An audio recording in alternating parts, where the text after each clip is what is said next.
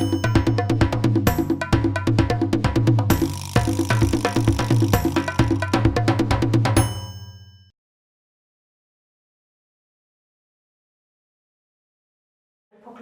and the Pillar of Social Rights was incredibly important in taking a step in the right direction of really putting in the emphasis on a social Europe and on social rights. So it was part of actually for the member states to show that they're putting the well-being of their citizens, of young people, at the heart of what they're saying. And the hopes is that now the member states will follow up on the decisions made and ensure to have real policies that will real change for their citizens.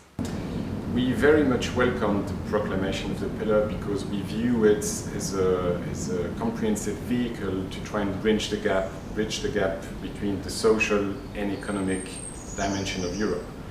So the pillar, the 20 principles of the pillar offer a lot of entry points for us.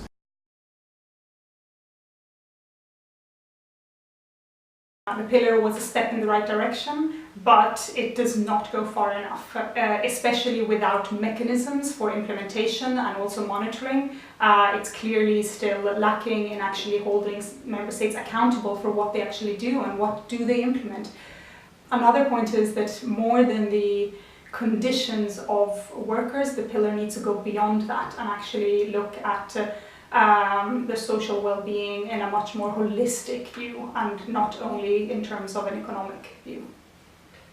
It's hard to say actually 1 year after the proclamation what the pillar brought for people in the street. By the way, very few people know what the pillar is about. And also sometimes I have the feeling that it looks like a Christmas tree with lots of beautiful decorations that no one can afford. So this is where we need, I think, political will. I would like our governments, the European Union, to take the pillar as a concrete way to make Europe more social.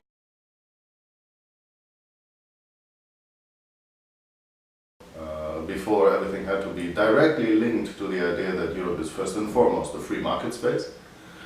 And now what the EU member states have done a year ago is basically to proclaim the European Union is slightly more than just a free market space, which provides social organizations with an entry point. Now we can talk about things.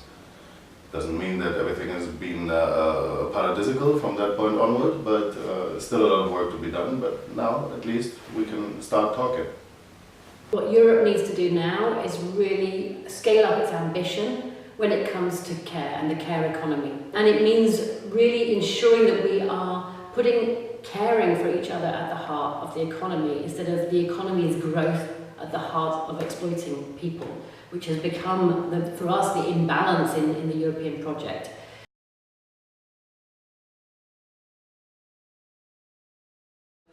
It lacks legally binding effect. So as long as it is not legally binding and there are no mechanisms to enforce the pillar, implementation is far to be taken for granted. And then possibly indicators. So in order to measure progress of implementation, you need solid and common European indicators, and that's lacking in a number of areas, so that's missing.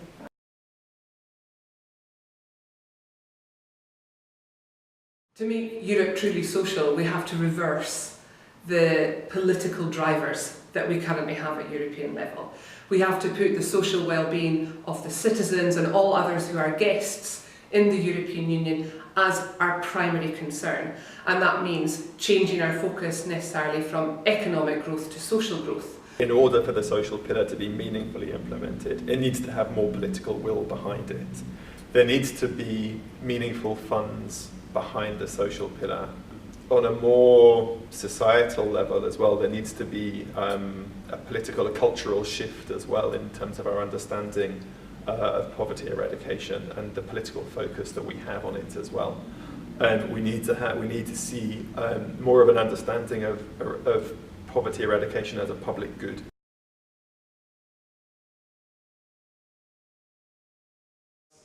Our commitment is not to complain but to do.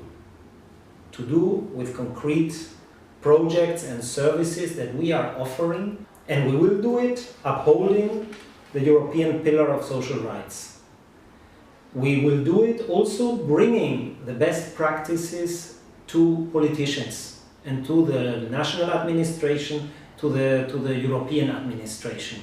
We want that the European pillar becomes a success. For us, our contribution will clearly be to bring the gender perspective, to remind our partners, members and those in the institutions of the commitment to gender mainstreaming, which is part of our treaties.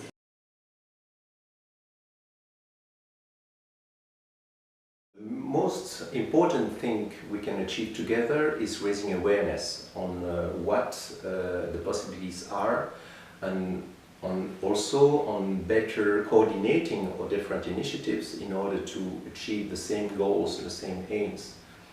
Within Social Platform you have different organisations specialising on different areas of social care, whether that is demographic change, ageing society, integration of migrants, homelessness, and all of these organisations specialise in those areas, and Social Platform has the role to filter that, to bring together the key messages and make sure their voice is heard as one voice, all with the common aim of having a more social Europe.